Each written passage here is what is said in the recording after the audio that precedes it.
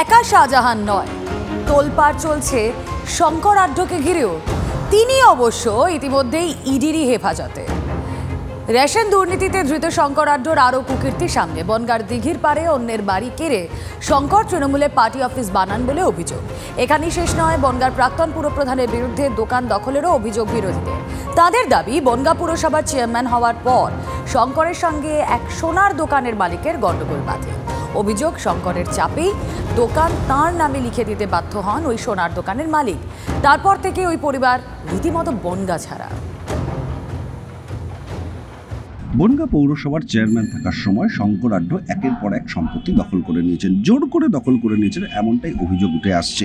এবং জানা যাচ্ছে যে এই বাড়ি স্মৃতি জুয়েলার্স নামে একটি দোকানদারের বাড়ি ছিল এবং তারা রীতিমতো রাতারাতি এই বাড়ি ছেড়ে দিতে বাধ্য হন। তাদের উপরে প্রেশার ক্রিয়েট করা হয় এবং এই বাড়ি ছেড়ে দিতে বাধ্য করা হয়। পরবর্তীতে তারা আতঙ্কে বনগাঁ ছেড়ে পালিয়ে অন্যত্র চলে গেছেন, এমনটা জানা যাচ্ছে। এই বাড়ি শঙ্কর আড্ড দখল করে পার্টি অফিস করেছেন, তেমনটাই জানা যাচ্ছে। ভেতরে একদম স্পষ্ট দেখা যাচ্ছে তৃণমূল কংগ্রেসের সিম্বলিক যে সমস্ত অ্যাক্টিভিটিস এবং বেশ কিছু ব্যানার পোস্টার সেগুলো রয়েছে। আসবার সময় অর্থাৎ সকাল 9টা থেকে দুপুর 12:30 পর্যন্ত পার্টি অফিস খোলা থাকবে। স্মৃতি জুয়েলার্স হীরামহল গলিতে তার সোনার দোকান তো লুটপাট করে নিয়েই নেয়, একদম সমেত সিন্দুক সমেত তার দোকান থেকে তুলে নেয়। উপরন্ত তার বাড়িও দখল করে নিয়েছে এবং বনগাঁর মানুষের বহু সম্পদ ছিল ওর কাছে বন্ধক, কিছুই কেউ ফেরত পায়নি। বনগাঁর বিজেপির সভাপতি দেবদাস মণ্ডল যে অভিযোগগুলো করছেন তার মধ্যে এই বাড়িরও একটি বিষয়। আপনি হীরামহল গলিতে যান, তার সোনার দোকান আছে, সেই সোনার দোকান অন্যজনের যার বাড়ি কেড়েছিল তার, সেই বাড়ি আছে আমি একাধিকবার বলেছি।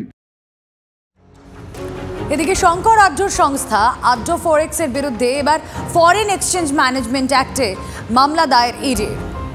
রেশন দুর্নীতিতে অভিযোগের শেষ নেই, তেমনি বিদেশের টাকা পাচারের ক্ষেত্রেও।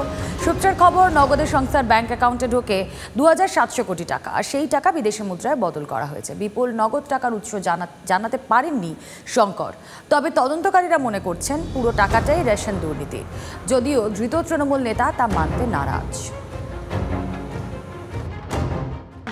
আড্ড ফরেক্সে 2700 কোটি টাকা নগদে ঢুকেছে, এটা কি বলছে? আমি জানি না, ওটা আমার ফরেক্স না। আড্ড ফরেক্স তো আপনারই কোম্পানি, মানে আপনার ভাই এবং মায়ের নামে। আমার না। তাহলে কার নামে রয়েছে? কার নামে রয়েছে? শঙ্কর বাবু। শাহজাহান যারা দেখেন শঙ্কর বাবু কোনোদিন আজ পর্যন্ত দেখা হয়নি। তদন্ত চলছে, আগামী দিনে সামনে চলে আসবে। একটা হ্যান্ড রিটেন চিট পাওয়া গেছে, সেই চিটে লিখেছেন যে মেয়েকে জ্যোতিপ্রিয় বাবু যে টাকা পয়সার অসুবিধে হলে দুজনের কথা লিখেছেন, বাকিবুর রহমান আর শঙ্কর আড্ড। তো যদি শঙ্কর আড্ডকে জ্যোতিপ্রিয় মল্লিক টাকা না দিয়ে থাকেন, তাহলে জ্যোতিপ্রিয় মল্লিকের মেয়েকে শঙ্কর আড্ড টাকা দেবেন? এত বড় সমাজসেবী তো শঙ্কর আড্ড নয়। উনি টাকার জন্য জ্যোতিপ্রিয় বাবু কেন এদের নাম লিখবেন?